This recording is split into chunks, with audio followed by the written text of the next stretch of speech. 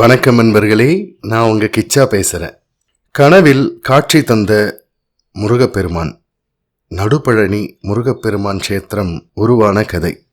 முருகப்பெருமான் யாரோட கனவுல காட்சி கொடுத்தார், என்ன சொன்னார், எப்படி அந்த க்ஷேத்திரம் உருவாச்சு, அதுக்கு நடுப்பழனின்னு எப்படி பேர் வந்தது அப்படின்றத பற்றினது தான் இந்த பதிவு. நடுப்பழனி க்ஷேத்திரத்தை பற்றி நிறையா தகவல்கள் இந்த பதிவில் இருக்குது. அதை நம்ம தெரிஞ்சுக்கிறதுக்கு முன்னால் நம்மளோட சேனலை இது வரைக்கும் சப்ஸ்கிரைப் பண்ணாதவங்க கண்டிப்பாக பெல் ஐக்கான் கிளிக் பண்ணுங்கள், சப்ஸ்கிரைப் பண்ணுங்கள். பல ஆண்டுகளுக்கு முன்பாக பொள்ளாச்சியை சார்ந்த முத்துசுவாமி என்ற மிராசுதாரர் முருகப்பெருமானின் திருவருளால் வட இந்திய யாத்திரையை முடித்து அச்சிரப்பாக்கம் அருகே உள்ள பெரும்பேர்கண்டிகை என்ற திருப்புகழ் தலத்திற்கு வந்தார். மலை மீது சுமார் 4 ஆண்டுகள் தவமிருந்தார். அங்கு தங்கியிருந்த காலத்தில் அவரது கனவில் குழந்தை வடிவத்தில் தோன்றிய முருகப்பெருமான் பெருங்கரணையில் உள்ள மலையில் எனக்கு ஒரு கோயில் எழுப்ப வேண்டும் என்று கேட்டுக்கொண்டார்.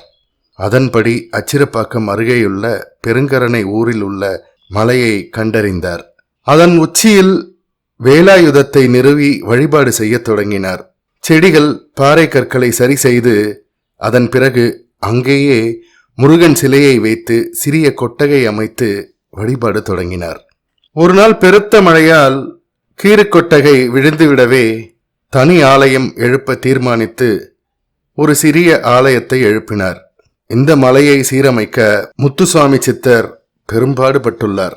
அருகிலுள்ள ஊர்களுக்கெல்லாம் காவடி எடுத்து ஆடி அவர்கள் தரும் அரிசி உள்ளிட்ட காணிக்கைகளை பெற்றார்.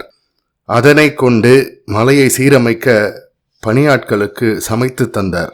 பக்தர்கள் தரும் காணிக்கைகளை திருப்பணிக்கு பயன்படுத்தினார். எவரிடமும் கையேந்தி நன்கொடை என்று கேட்டதே இல்லை. குறையோடு வருபவர்களுக்கு திருநீர் தந்து குணமாக்கும் வல்லமையை முத்துசுவாமி சித்தருக்கு முருகன் திருவருளால் கிடைத்துள்ளது. இந்த சமயத்தில் காஞ்சி மகாபெரியவா ஒரு முறை இந்த பகுதிக்கு வருகை தந்தார். அவருக்கு அந்த ஆலயத்தில் உள்ள முருகப்பெருமான் பழனி பால தண்டாயுதபாணியாகவே காட்சி தர இந்த தலத்தை நடுப்பழனி என்று அழைத்திடுமாறு கூறினார் மகாபெரியவா. குருசுவாமிநாதரான மகாபெரியவாளின் திருவாக்கால் நடுப்பழனி என்று பெயர் சூட்டப்பட்டதும் இந்த தலம் பிரபலமாக தொடங்கியது. மூலவர் சிலையை மரகத சிலையாக வடித்து புதிய தண்டாயுதபாணியை பிரதிஷ்டை செய்து 1993 ஆண்டு கும்பாபிஷேகம் நடைபெற்றது. தனது பூ உலக நிறைவு காலம் வருவதை உணர்ந்த முத்துசுவாமிகளின் கனவில் மைசூர் கணபதி சச்சிதானந்த சுவாமிகளின் உருவம் வந்தது.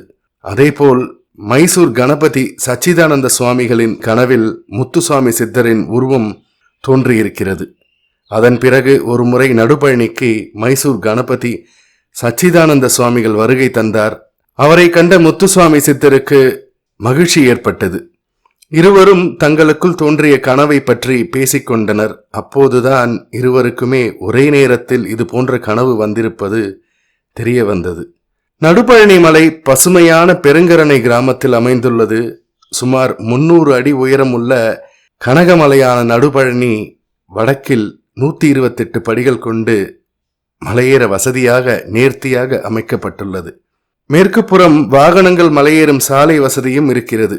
அங்கே மலேசியாவில் 10 மலை பகுதியில் உள்ள முருகப்பெருமான் சிலையைப் போலவே 45 அடி உயர முருகப்பெருமான் கம்பீரமாக மேற்கு நோக்கி காட்சி அளிக்கின்றார். மலை உச்சியில் இந்த கோவில் உருவாக மூல காரணமான முத்துசுவாமி சித்தரின் ஜீவ சமாதி இங்கே அமைந்துள்ளது. அவரது சமாதி முன்மண்டபத்தோடு எழிலாக ஆலய வடிவில் கட்டப்பட்டுள்ளது. சுவாமிகளின் நெருங்கிய நண்பராக விளங்கிய முரப்பாக்கம் சுவாமிகளின் சமாதி மலையடிவாரத்தில் நவகிரக சன்னதி அருகே அமைந்துள்ளது. இத்தலம் திருமண வரம், குழந்தை வரம் அருளும் தலமாக பக்தர்களால் போற்றப்படுகிறது. தொடர்ந்து 6 செவ்வாய்க்கிழமைகளில் விரதம் கடைபிடிக்கும் பக்தர்களுக்கு கைமேல் பலன் கிடைப்பதாக பக்தர்கள் நம்பிக்கை தெரிவிக்கின்றனர். மகாபெரியவாளின் அருள் ஆசியால் பழனிக்கும் சென்னை வடபழனிக்கும் இடையில் நமக்கு நடுப்பழனி கிட்டியது.